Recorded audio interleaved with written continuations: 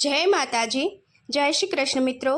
આજે આ વિડીયોમાં આપણે એવો એક માસ જોવાના છીએ કે આખા વર્ષનું પાપ આ એક માસના પુણ્યમાં બદલવું હોય તો શું કરવું જોઈએ। અને મિત્રો, આ વૈશાખ માસને પાપ નષ્ટ કરવા માટેનો માસ પણ કહેવામાં આવે છે। મિત્રો, દરેક વ્યક્તિથી જાણીએ કે અજાણીએ આખા વર્ષની અંદર કંઈક ને કંઈક તો ભૂલો થઈ જતી જ હોય છે, એટલે કે કોઈને કોઈ પ્રકારના પાપ થઈ જતા હોય છે।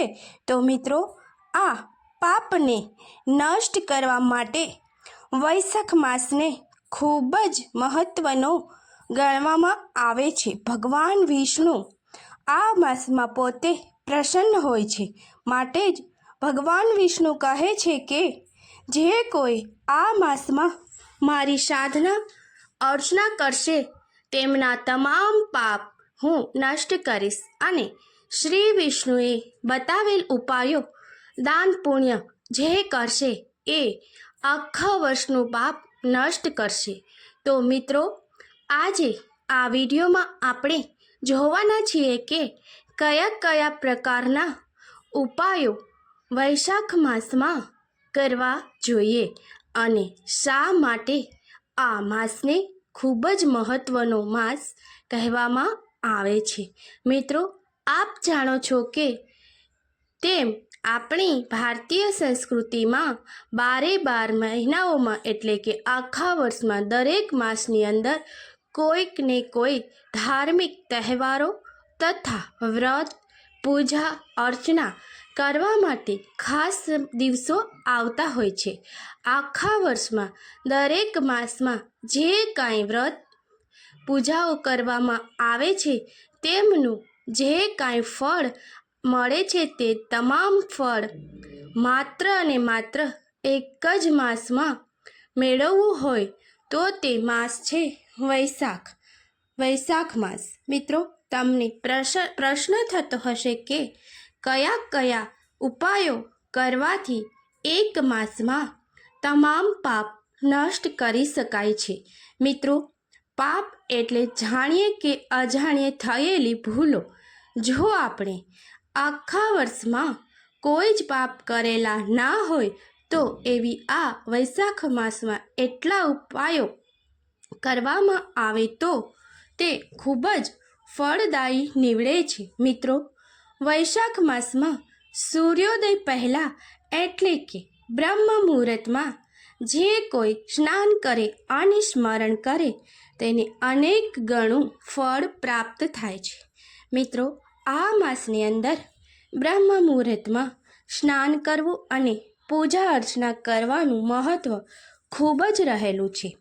જો તમે બ્રહ્મ મુહૂર્તમાં વહેલા શ્રી વિષ્ણુનું જાપ કરશો અને આપના કુળદેવી સમક્ષ પ્રાર્થના કરશો કે હે કુળદેવી, હે વિષ્ણુ ભગવાન, મને અત્યાર સુધી થયેલા તમામ પાપોમાંથી મુક્ત કરો અને હવે પછીથી સારા કામો કરી શકું તેવી શક્તિ પ્રદાન કરો। આમ વહેલી સવારે પૂજા અને જાપ કરવાનું અને આનું ઘણું ફળ મળે છે। અને સાક્ષાત વિષ્ણુ ભગવાન વૈશાખ માસમાં પૃથ્વી પર પ્રસન્ન સ્વરૂપમાં હોવાથી આપના તમામ પાપોમાંથી મુક્તિ અપાવે છે। મિત્રો, તે ઉપરાંત આ માસની અંદર દાન કરવાનું પણ ખૂબ જ મહત્ત્વ રહેલું છે। દાન એટલું કરો કે જે કાંઈ દેખાવા પૂરતી હોય નહીં।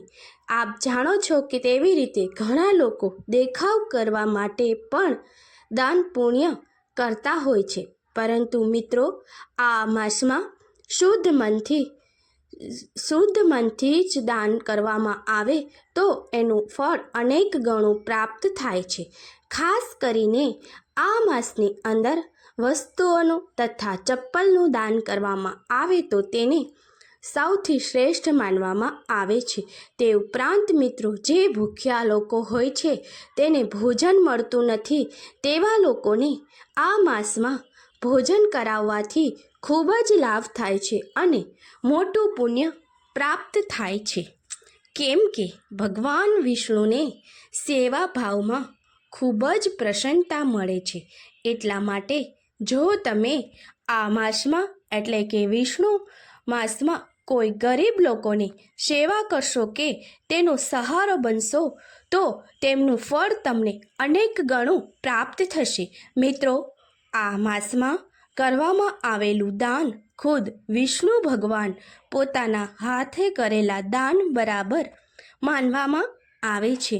મિત્રો, વૈશાખ માસમાં ખૂબ જ ગરમી પડતી હોય છે, માટે આ માસમાં રસ્તે રખડતા ભટકતા લોકોને બટુક ભોજન કરાવવું તથા તેને ઠંડુ પીણું પીવડાવવું તથા જો તેમના પગમાં ચપ્પલ ના હોય તો ચપ્પલનું દાન કરવું ખૂબ જ શુભ માનવામાં આવે છે. અને મિત્રો, આપ જાણો છો તે મુજબ જો આપણા ચપ્પલ કોઈને દાનમાં આપવામાં આવે તો આપણી પનોતી ગઈ એવું કહેવામાં આવે છે.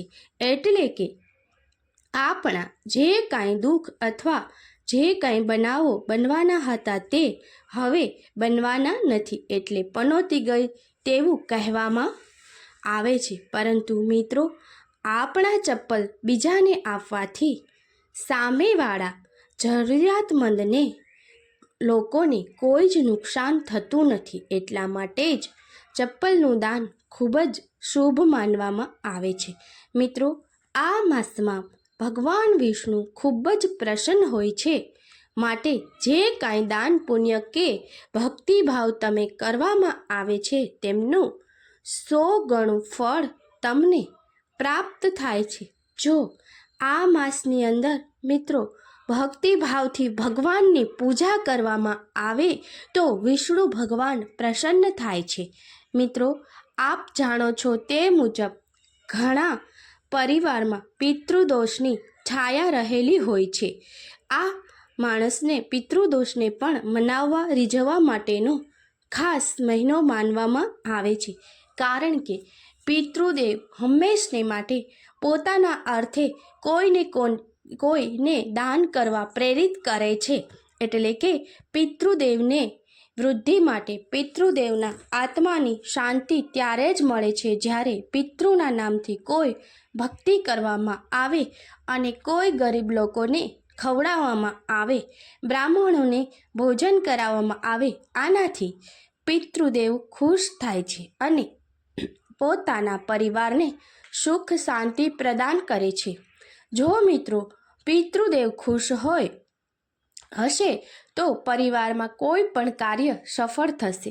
મિત્રો, આપ જાણો છો તે મુજબ પિતૃદેવને પ્રસન્ન કરવા માટે આપણે રોજની માટે પાણીયારે દીવો કરતા હોઈએ છીએ. તેનું ખાસ કારણ એ છે કે પિતૃદેવનો વાસ હંમેશા પાણીયારે હોય છે. એટલા માટે જ પાણીયારું હંમેશને માટે ચોખ્ખું રાખવું અને રોજની માટે માટલામાં નવું પાણી ભરવું એ શુભ માનવામાં આવે છે. મિત્રો, આ માસ એટલે વિષ્ણુ માસને કહેવામાં આવે છે. વૈશાખ માસનો ભગવાન વિષ્ણુ સાથે ખૂબ જ સંબંધ હોય છે. આ માસમાં કરેલું દાન ખૂબ જ લાભદાયી નીવડે છે. એટલા માટે જ આપણે જોઈએ છીએ કે આ માસમાં ભાગવત સપ્તાહના આયોજન પણ કરવામાં આવે છે. તે ઉપરાંત રામાપીર ભગવાનના પૂજાપાઠ કરવામાં આવે છે. તમે જાણો એ મુજબ આ માસમાં ભગવાન રામાપીર પણ ખૂબ જ પ્રસન્ન હોય છે. એટલા માટે ભગવાન રામાપીરની પૂજા અર્ચના કરી અને મંડપ મુહૂર્તનું આયોજન પણ કરવામાં આવે છે. મિત્રો, આપણે અગાઉ જોયું તેમ ભગવાન વિષ્ણુ એ સ્નાન, દાન અને ભક્તિભાવને એને ખૂબ જ પસંદ હોય તો આ માસમાં કરેલું દાન ક્યારેય નિષ્ફળ જતું નથી.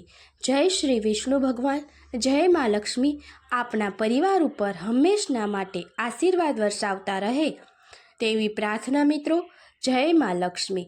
તો આવા વાસ્તુને લગતા બીજા વિડીયો જોવા માટે આપ અમારી ચેનલને સબસ્ક્રાઈબ જરૂર કરજો.